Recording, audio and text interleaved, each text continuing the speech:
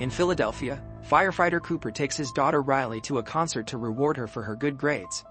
Outside the venue, they join a crowd of teenage girls excited to see singer Lady Raven disembark from her bus. Inside, Cooper notices a significant police presence and numerous security cameras. As a caring father, he records Riley joining a dance group and buys her snacks. Riley shares that she often feels excluded by other girls at school. Nacho here, welcome back to Nacho Movie Recaps. As they move around, Cooper continues to notice increased security. After finding their seats and listening to the opening band, he sees the police are present in their section as well. When the concert starts, the loud music forces Cooper to cover his ears. After a few songs, he tells Riley he needs to use the bathroom. In the restroom, Cooper checks a security feed on his phone, revealing a shocking truth. He is a serial killer. He monitors his latest victim, Spencer, who is held captive in Cooper's hidden house.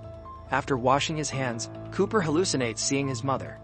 With more police vehicles arriving, Cooper exits the bathroom and is stopped by Jody's mom. She mentions that teenagers can be unpredictable but assures him that her daughter will include Riley in activities. Cooper returns to his seat just in time to hear Lady Raven discuss her missing father and her journey to move on. She invites fans to use their phone flashlights, creating a dazzling light show as she plays the piano. At that moment, Cooper notices police escorting a man away and sees additional officers forming a line behind him. During the intermission, Cooper uses the chance to ask about the cops. Jamie says it's supposed to secret but shares it anyway. The police has learned that the serial killer known as the Butcher would be at the concert, so they came to find him. Every person that leaves is being checked and all the exits except for the backstage are being watched. Cooper laughs awkwardly because he's the Butcher. Afterward he drags Riley through the venue while pretending he wants a snack, when actually he's checking the exits and confirming that they're all blocked by cops. Cooper notices a drunk woman standing by the stairs and subtly gives her a push to make her fall. The cops at the entrance run to check on her and Cooper tries to leave, only to discover even more officers outside. With no choice, he goes back to the concert with Riley. Lady Raven announces there's a special guest and the ground opens for a platform to raise with another singer. Cooper stares at the open hatch and tells Riley it would be fun to get in there to see where it takes them, but Riley calls him out on his weird behavior. He has to stay not to be suspicious and he stares at the hatch close with frustration. Then Cooper goes back to the t-shirt stand and finds Jamie on his way to the supply room, so he comes along. He notices Jamie using a keycard to access the room, so when they're inside, he pretends to help him move the boxes to steal it. The topic of the Butcher comes up and Jamie admits he's been obsessively following the case. He even has some pictures of the victims chopped up in his phone. All the employees got special training for today and even password to identify them, which is Hamilton. After finally getting the t-shirt, Cooper sneaks in the employees' break room with Jamie's keycard. The cops are going over the information they have and they agree that if they find the Butcher, they must take him away from civilians. Cooper hangs Jamie's card on his jacket to pretend to be an employee and goes through the group to reach the snack table so he can hear them better. Nearby there's a picture of his latest crime scene. When a cop asks for sugar, Cooper quickly finds it to look friendly and cooperative. On his way out, Cooper steals a radio from a police bag.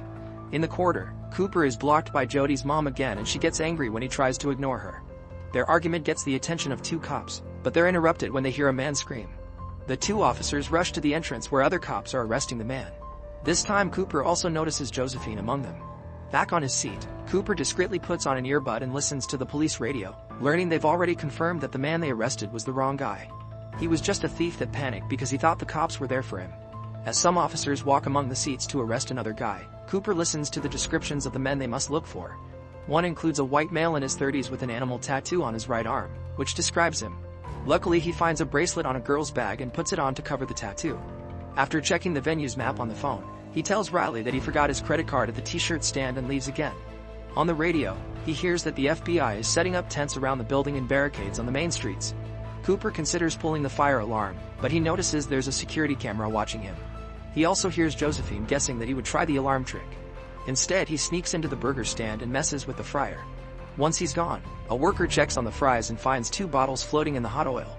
The bottles suddenly explode and the clients scream in panic, getting the cops' attention. While everyone is distracted, Cooper steals an apron and puts it on as he goes to the roof. There are cops there too, so Cooper tells them he needed some air after the incident in the kitchen. The officers confirm his story on the radio but still ask for the code, so Cooper says Hamilton. Still unsure, the cops also ask for his card. Luckily Cooper finds a wallet in the apron's pocket and a venue card that gets them off his back. Before leaving, he asks about Josephine. The cops explain she's a profiler who caught many serial murderers in the past. When he returns downstairs, Cooper sees the worker with severe burns and the hallucination of his mother standing next to her. Afterward Cooper finds Riley, who is worried about his behavior. He tells her that he got cornered by Jody's mom, and Riley asks him not to worry about her classmates anymore because she's befriended the girl sitting next to her. When they return to their seats, Riley explains this is the part where Raven picks a girl from the audience to go on the stage and even see the backstage. Seeing that as an opportunity, Cooper approaches one of the crowd handlers and tells him that Riley recently recovered from leukemia, thanks to Lady Raven being her inspiration. The cops are getting closer to Cooper's spot, but luckily his plan works and Riley is chosen to go on stage. They both get backstage passes and the handler talks to a cop to let them pass. Riley is very nervous, but she still goes in when Raven calls for her, and Cooper tries to enjoy his daughter's happiness while ignoring all the cops near him. In the crowd, Jody and her mom are furious to see Riley on the stage. After the song is over, Cooper notices a girl collapsing and picks her up, asking the workers for a place for her to rest. He's taken backstage right before Josephine can see him. Cooper helps the sick girl calm down and even gives her some juice. The manager is really grateful for his help and lets them watch the end of the concert next to the stage. Cooper asks her if they can leave through the backstage door to avoid the crowd at the end, and the manager says yes. Once the concert is over, Cooper hears on the police radio that every male in the venue will be checked on their way out. However, when he tries to leave with Riley, he discovers that the backstage door is also blocked by cops. In a room nearby, Cooper overhears Josephine telling Raven that the cameras will have photos and data of every person that came to the concert. Getting desperate, Cooper approaches Raven and asks her to talk in private about Riley's condition. They enter her dressing room and Cooper admits he's the butcher as he takes out his phone to show her Spencer in the cell. There's a button that allows him to release carbon monoxide into the cell, which would kill Spencer before the cops find him. If Raven cooperates, Cooper promises to let him go. Afterward, Raven tells the cops that Cooper and Riley are leaving with her in the limousine, so they get to escape without getting checked by the police. At the main entrance, the crowd is delayed because of the checks and Josephine worries over the lack of results. During the ride, Cooper tells the driver where he left his car so they can be dropped there. However, Raven asks Riley if she can visit her home. Riley gets excited and calls her mom for permission, so Cooper can only smile as he gives the driver his home address instead. Moments later, they're welcomed by Cooper's wife Rachel and their other kid. As they go inside the house, Cooper reminds Raven that he'll kill Spencer if she tries anything. Over coffee and cake, Rachel asks about the concert and Raven tells her about the police operation to catch the butcher. The FBI found a receipt for a concert ticket in one of the butcher's fake houses, so they contacted Raven to make the plan. Josephine has been profiling the butcher for a while and concluded he's a white man in his 30s or early 40s, has a position of authority, drives a dark car due to a possible OCD, and had a scarring relationship with his mother. Cooper gets uncomfortable because of how accurate every word is and points out it's getting late. However, Raven offers to play a song on the family piano. She makes Riley sit next to her and uses the chance to steal her phone. After the song is over, Raven says they should take a selfie, but Riley can't find her phone, so Raven tells her to use Cooper's as she takes it from his hands. After they take the picture, Raven asks for the bathroom and rushes in there with the phone, locking the door behind her. Cooper starts pounding on the door and his family are weirded out by his behavior. The phone is unlocked and Raven gets to talk to Spencer, asking him for any details he remembers of the area. Spencer mentions things like the door color and a statue nearby, then Raven starts a live stream on her own phone. She tells her followers all the details Spencer mentioned until one person recognizes the place and sends the police. Raven also texts her driver, who is still outside, asking him to call the cops too. When she checks Cooper's phone again, the lock screen has gone up. Next, Raven yells that Cooper is the butcher. She hears weird noises and screaming on the other side of the door, which suddenly opens to show a very nervous Cooper.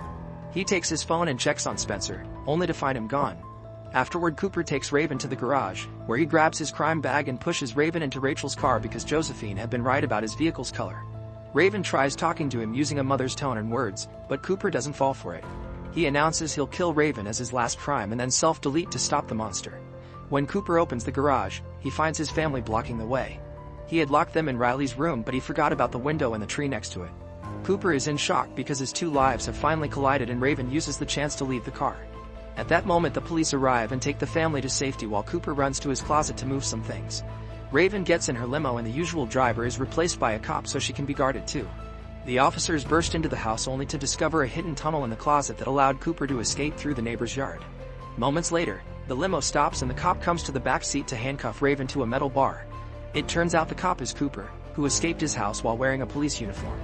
Then he keeps on driving while announcing he'll take Raven to one of his secret houses to kill her, an urge he's had since he saw her on the stage. When the limo stops at a red light, Raven opens the window and tells people to call the police. A crowd gathers around the car and don't let it advance. While Cooper notices his wife left some clothes in the car, Raven keeps struggling with her handcuffs until the manages to rip the bar off. She rushes out of the limo as the police arrive, causing the crowd to step back in panic. The officers open fire and destroy the limo, but when they check inside, they find it empty. Cooper has escaped by putting on a hoodie and mingling in the crowd. Afterward, Raven is taken to one of the crime houses, where she thanks her fan for the help and checks on a rescued Spencer. Meanwhile, Rachel returns to her house after dropping the kids at her sister's. Josephine thinks she should be hiding too, but Rachel wants to be here. After assigning some cops outside, Josephine leaves. Rachel watches the video they found on the security cameras of Spencer's kidnapping and makes some tea. Suddenly she's startled by Cooper, who has sneaked in unnoticed. Cooper thinks his wife set him up, so Rachel has to admit it. Some weeks ago, she started to suspect that Cooper was having an affair, however she realized it was something else because his clothes smelt of hospital cleaning fluid. She also heard him lied to a neighbor in front of her in such a convincing way that it gave her chills. One day Rachel followed him to one of his other houses and left the ticket receipt before anonymously calling the police, hoping they would prove her wrong.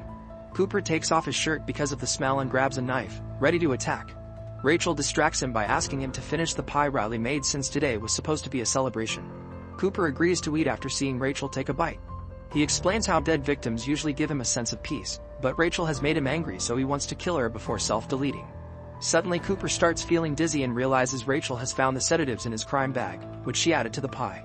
As he stands up, he hears his mother and finds her at the door calling him a monster. Cooper cries and tries to approach her, only for the cops to surround him and tase him. A furious Cooper jumps on an officer to knock him out, but before he can go for the other one, Josephine joins with another taser and they successfully bring him down. When a handcuffed Cooper is dragged out of the house, he asks for a second to pick up Riley's fallen bicycle. At that moment the cops bring the kids back and Riley hugs her dad before he's taken away. In the back of the police truck, Cooper reveals he stole a spoke from the bicycle and now uses it to pick his handcuffs off while laughing.